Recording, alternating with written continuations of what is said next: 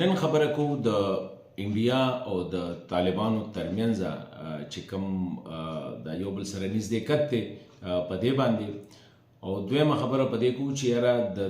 د پاکستان هغه کمې پالیسۍ دي او غلطې پالیسۍ دي چې د هغې د وجې نه طالبان یا کابل دې ته مجبوره شو چې د انډیا سره دوستانې ته مجبوره شو، پاکستان نه چې کوم دی لاس راخ نمبر 1 یو دا دی. او درېیمه خبره به دی چې یاره په دې وخت کې طالبانو له زما په خیال څه پکار دی او انډیا له په دې موجوده حالاتو کې څه پکار دی. په دې درېو موضوعاتو باندې به خبره کوو او دې حوالې سره زه اکثر تاسو ته وایم چې خپل میسیجز خپل رای چې کوم دی خامخا په میسیج سیکشن کې لیکئ چې لږ ماته پته لګي چې یاره څنګه مونږ روان یو، یا تاسو سره دا زه یو پروګرام هم شروع کوم چې په دې میسیج بیس باندې به بیا مونږ خبرې کوو چې یاره کمې مسلې دي د پښتنو د افغانستان د دې خطې چې په هغې باندې مونږ له څه پکار دي. نو ستاسو رای او زما رای په دې حوالې سره به یو بل سره شریکو. لومبۍ خبره دا ده چې ریسنټلی مونږ وکتل چې یاره د هندوستان او د طالبانو ترمنځ یو نږدېکت او بیا په خاصه توګه چې دا کوم په 8 د جنورۍ باندې د متقي صاحب او د هغې چې کوم وکرم مصري دی د هغه ملاقات کوم شو، د هغې نه پس په دوبۍ کې نو هغې نه پس دا خبره راغله چې هندوستان انډیا چې کوم دی نور داسې اقدامات کوي یلته کې د سفارت د کولولو د افغانستان د طالبانو سره د ټیکنیکل سپورټ حوالې سره چې کوم دی دا خبره کوي د اقتصاد کې سره د ترقۍ لپاره د چابهار او د کابل د لینک حوالې سره چې کوم دی کومې زړې خبرې هغه دوباره دغه کوي. او بل دا دی چې طالبانو یو خبره وکړله چې یاره انډیا ته چې کوم دی د هغې که د دهشتګردۍ نه څه خطرې دي د هغې تدارک چې کوم دی هغه به هغوی کې هغوی ایشو ورکړي دي چې یاره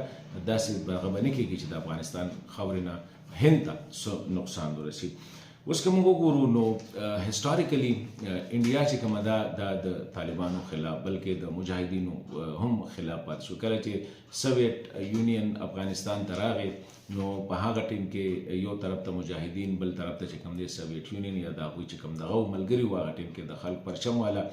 نو هغه وخت کې پاکستان د مجاهدینو سره کوم چې جنګېدل د هغوی خلاف او هندوستان چې کوم دی تر اخره پورې د سوویت یونین سره ولاړو د مجاهدینو د هغې خلاف. دا یو خبره وه. بیا چې کله امریکا راغله نو یو طرف ته امریکا او د هغه وخت حکومت بلکې چې طالبان راغلل نو په طالبانو خلاف چې کوم تنظیم و د نادرن الاینس چې وته شمالي ټوله انډیا بیا د هغې سره وه د طالبانو تر اخره پورې خلاف وه. بیا چې کله امریکا راغله ناټو راغله نوی جمهوري نظام جوړ شو نو بیا چې طالبانو تحریک شروع کو نو انډیا بیا هم د طالبانو خلاف او د خبره د نورو د ګروپونو سره ولاړه وه او د هغوی دغه ډېر او کله چې انډیا چې کوم دی ډېر اهم شاره په افغانستان کې دا جوړه کړې د زارنج دلارام شاره چې کومه ده کوم چې دغه د زایدان چې کوم دی هغه د افغانستان د رینګ روډ چې ورته وایي د مین شاره سره چې 2.5 کیلومتره چې دا د کندهار هلمند وسره چې کوم دی مزار کابل او هرات دا ټول ملاوي دا چې کله انډیا جوړه کړه نو په هغه ټیم کې به طالبانو په دې باندې به چې کوم دی د دهشتګردۍ کاروایانې کولې په دې باندې به ټرافیک وغیره نه پرېښودو. اوس دا دی چې کله د امریکې د افغانستان نه ووتله نو انډیا هم سره ووتله او داسې شوه چې د هغې دا خیال و چې یاره د طالبان چې دي دا پرو پاکستان دي او د دوی سره دې وخت کې د هند چې کوم دی دغه نه کېږي. خو په خلاره بیا یو دغه کېده ځکه چې هغوی دا خیال و چې یاره د طالبان دا د پاکستان پراکسي ده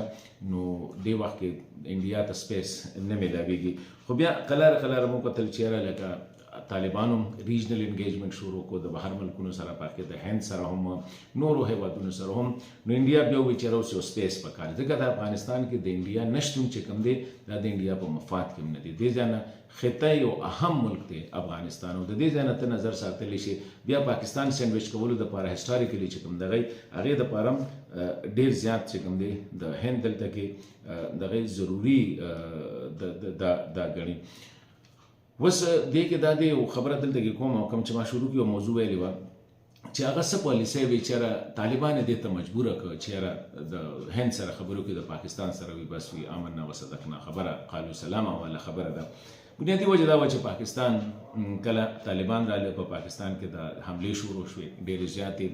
نو هغې سره دا وشوله چې یاره پاکستان دا خبره کوله چې یار د